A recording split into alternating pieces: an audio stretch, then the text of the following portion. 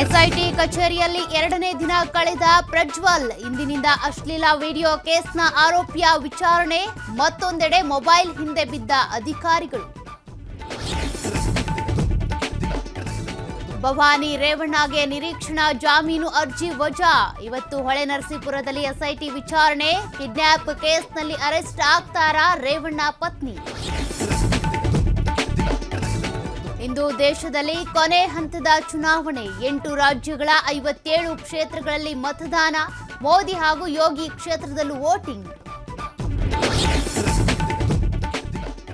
ರಾಜ್ಯದಲ್ಲಿ ಇಂದಿನಿಂದ ಮದ್ಯ ಮಾರಾಟ ಬಂದ್. 6 ದಿನಗಳ ಕಾಲ ಬಾರ್ಗಳನ್ನು ಮುಚ್ಚೋಕೆ ಆದೇಶ. ಇಂದು ಸಂಜೆ 4 ಗಂಟೆವರೆಗೆ ತೆರೆಯೋದಕ್ಕೆ ಮಾತ್ರ ಪರ್ಮಿಷನ್. ಕೊಪ್ಪಳದಲ್ಲಿ ಇನ್ನೂ ಮುಗಿತಾ ಇಲ್ಲ ಮಾಜಿ ಸಚಿವರ ಮುನಿಸು. ಕಾಂಗ್ರೆಸ್ ಸಭೆ ಸಮಾರಂಭಗಳಿಂದ ದೂರ ಉಳಿದ ಇಕ್ಬಾಲ್ ಅನ್ಸಾರಿ. ಪರಿಷತ್ ಅಭ್ಯರ್ಥಿ ಪರವಾಗಿಯೂ ಪ್ರಚಾರ ಇಲ್ಲ.